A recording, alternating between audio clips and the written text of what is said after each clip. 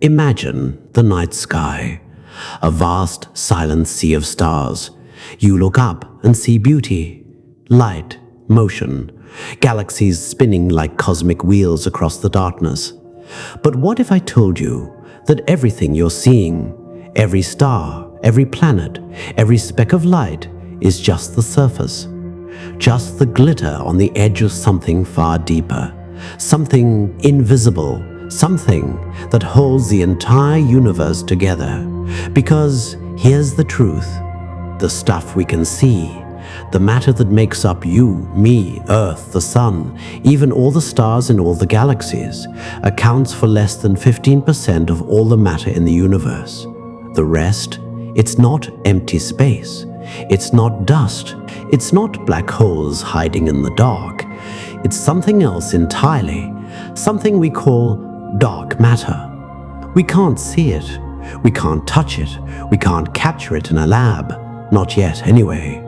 But we know it's there, and without it, the universe as we know it wouldn't exist. So what is this invisible force, this ghost that shapes galaxies, this silent architect of the cosmos? Let's go back to the beginning. It starts with a galaxy. Our galaxy, the Milky Way. Picture it, a swirling disk of stars, 100 billion of them, spinning around a distant center 27,000 light years away from us. Now, here's a question. How fast should the stars on the outer edges be moving? Well, think of our solar system. The planets closer to the sun move faster. Mercury zips around in 88 days. Neptune takes 165 years. Gravity weakens with distance. That's basic physics. So out in the far reaches of the Milky Way, stars should be moving slowly, drifting really.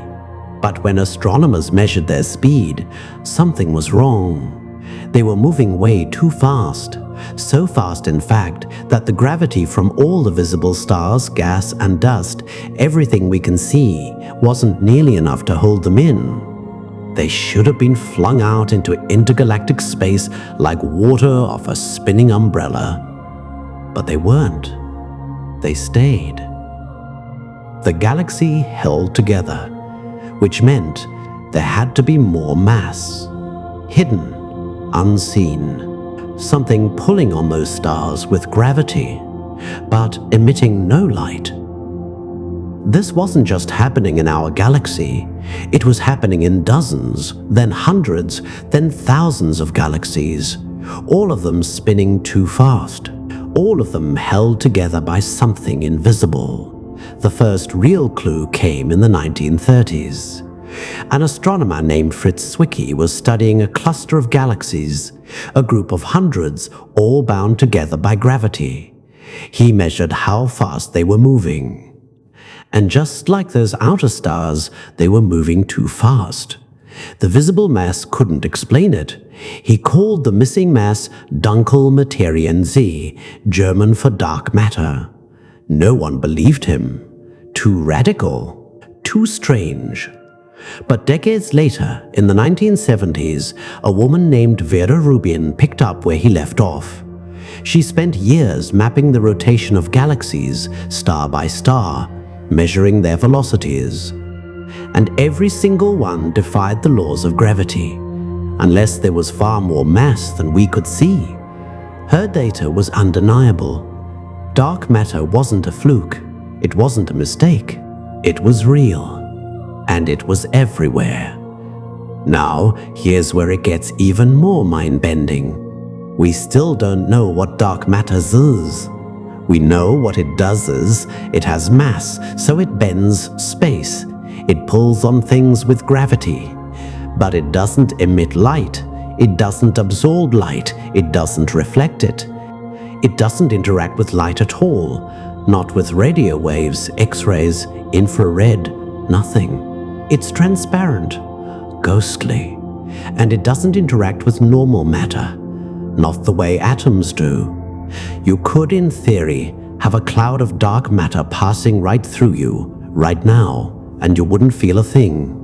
No bump, no chill, no spark. It would be like a shadow walking through a wall. But even though it doesn't interact with light or touch normal matter, its gravity is everywhere. Think of the universe as a vast cosmic web. Galaxies aren't scattered randomly. They form filaments, long threads of structure, like a spider's web spun across space. And at the intersections, that's where the biggest clusters of galaxies form. But what shaped this web? It wasn't the stars. It wasn't the gas. It was dark matter. In the early universe, just after the Big Bang, tiny fluctuations in density began to grow. But normal matter, the stuff that would become stars and planets, was too hot, too energetic. It couldn't clump together easily. It was bouncing around, pushed by radiation. Dark matter? It didn't care. It wasn't affected by light. It didn't interact with radiation, so it started collapsing first, forming invisible clumps, pulling space around it with gravity, and slowly the normal matter followed. Like leaves drawn into a whirlpool, gas and dust fell into the gravitational wells created by dark matter. And in those pockets, stars ignited. Galaxies formed. Without dark matter, there would be no galaxies, no stars, no planets, no us. It wasn't just a side player, it was the foundation. And here's the wildest part, we're swimming in it. Right now, as you listen to this, dark matter is passing through your body. Thousands of dark matter particles, if that's what they are, streaming through you every second. But we can't feel them. They don't stop. They don't collide. They just go. So how do we know it's real? Well, one of the strongest pieces of evidence came from a collision of galaxies, a real-life cosmic crash. It's called the Bullet Cluster. Two galaxy clusters slammed into each other at millions of miles per hour. When that happens, the gas, the visible hot plasma, collides, slows down, and heats up. You can see it in X-ray images, a glowing cloud right in the middle. But when scientists mapped the gravities of the system using gravitational lensing, where light bends around massive objects, something shocking happened. The mass wasn't where the gas was, it was off to the sides, where the galaxies themselves had moved. Because galaxies are mostly stars and dark matter, and stars, like dark matter, don't collide much, they just pass by each other. So when the clusters hit, the gas got stuck in the middle, but the galaxies and their dark matter halos kept going, and the gravity followed the galaxies. That means the mass wasn't in the glowing gas. It was in the invisible stuff moving alongside the stars. This was huge. It proved dark matter isn't just a flaw in our understanding of gravity. It's real, physical, and separate from normal matter. Modified gravity theories, like MOND, couldn't explain this, but dark matter could. So if it's real, what is it made of? That's the billion-dollar question. We don't know, but we have ideas.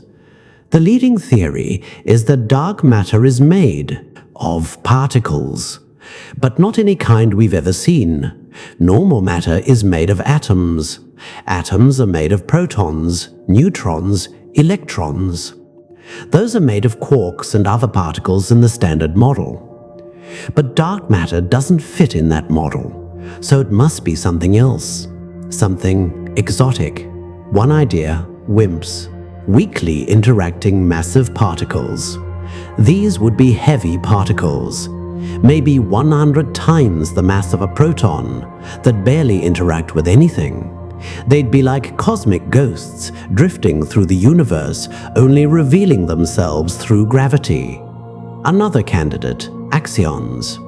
Tiny, almost massless particles, born out of attempts to solve problems in quantum physics. They're so light, They act more like waves, a kind of field vibrating through space. Or maybe it's sterile neutrinos, a cousin to the ghostly neutrinos we already know, but even more elusive. Or maybe it's something we haven't even imagined yet, and that's what makes this so exciting. We're not just hunting a particle, we're hunting a new branch of physics, and we're not doing it from afar, we're digging deep, literally. Under mountains, in abandoned mines, in tunnels beneath the earth, scientists have built ultra-sensitive detectors, places like the Sanford Underground Research Facility in South Dakota, or the Gran Sasso Lab in Italy. These labs are buried under thousands of feet of rock to block out cosmic rays, radioactivity, even the faint hum of human technology. Inside, they wait for a single, rare event. A dark matter particle, just one, bumping into a normal atom. When it does, it should create a tiny flash of light or a little vibration, a whisper in the silence. But after decades, nothing definitive, no clear signal, not yet. At the Large Hadron Collider in Switzerland, scientists are smashing protons together at nearly the speed of light, trying to create as dark matter in the lab. They don't see it directly, but they look for energy that just disappears, vanishes from the collision, carried away by something invisible, like a thief in the night. Still, no confirmed discovery. And in space, telescopes like the Hubble, the James Webb, and the newly launched Euclid mission are mapping the universe in unprecedented detail. They're not looking for dark matter. They're watching what it does. By measuring how light bends around galaxies, gravitational lensing, they can trace the invisible mass. They can see the shape of dark matter halos, wrapping galaxies like cosmic cocoons. And what they're finding is strange. In some galaxies, the distribution of dark matter doesn't match predictions. It's too smooth or too clumpy. Or in dwarf galaxies, it seems to behave differently. Is this a sign that our models are incomplete? Or could it mean dark matter is more complex than we thought? Maybe it has its own forces, its own hidden interactions, a whole dark sector we can't see. Or could it be that dark matter isn't particles at all? Some scientists are exploring radical alternatives. What if gravity works differently on cosmic scales? What if Einstein's equations need a tweak? Theories like MUND, modified Newtonian dynamics, try to explain galaxy rotation without dark matter. But they struggle with the bullet cluster, with the cosmic microwave background, with the large-scale structure of the universe. Still, the door isn't fully closed. And that's the beauty of science. We don't have all the answers. And that's okay. In fact, it's more than okay. It's thrilling, because dark matter isn't just a missing puzzle piece, it's a portal to a deeper layer of reality. Think about it. We've spent centuries studying light. We've built telescopes, spectrometers, cameras, all to capture photons. But what if most of the universe doesn't use light? What if the dominant form of matter is silent, dark, and untouched by electromagnetism? Then we've been blind, not because we're ignorant, but because our senses, our tools, our very history of exploration has been focused on the wrong signal. We've been listening for music while the universe was whispering in a language we can't hear. And dark matter, it might be the first word in that language. Now, here's something else to sit with. We don't just live in the universe. We live because of it, and dark matter made that possible. Without its gravitational scaffolding, galaxies wouldn't have formed, stars wouldn't have ignited, heavy elements wouldn't have been forged in supernovae, planets wouldn't have coalesced, and life might not exist at all. So in a very real sense, dark matter helped create us. It's not some distant abstract idea. It's part of our story. And yet, we've never seen it. We've never touched it. We don't even know what it is. Isn't that humbling? Isn't that beautiful? We are made of stardust. But the universe? It's built on shadows. So what happens next? The search continues. New detectors are being built, more sensitive, deeper underground. New telescopes are scanning the sky, mapping billions of galaxies. And every year our understanding grows, not just of dark matter, but of how little we truly know. Because here's the truth about science. It's not about having answers, it's about asking better questions. And dark matter, it's one of the best questions we've ever asked. So the next time you look up at the night sky, don't just see the stars, see the darkness between them. That's not emptiness. That's where the universe is held together. That's where the mystery lives. And who knows, maybe one day, not two.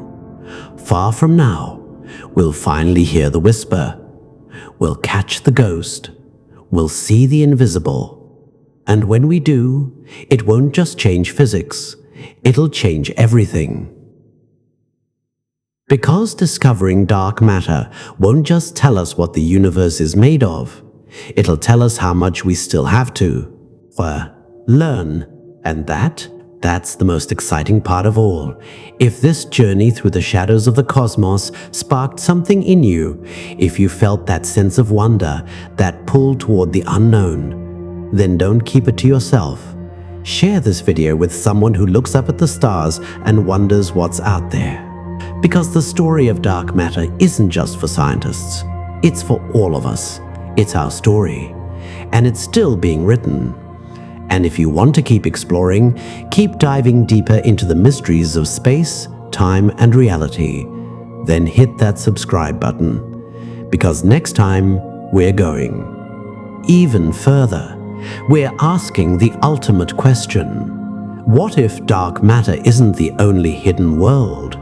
What if there's an entire dark universe with dark stars, dark planets, even dark life existing right alongside our own? Invisible, untouched, but real. Stay curious, look up, and remember, the universe is far stranger, far deeper, and far more beautiful than we've ever imagined.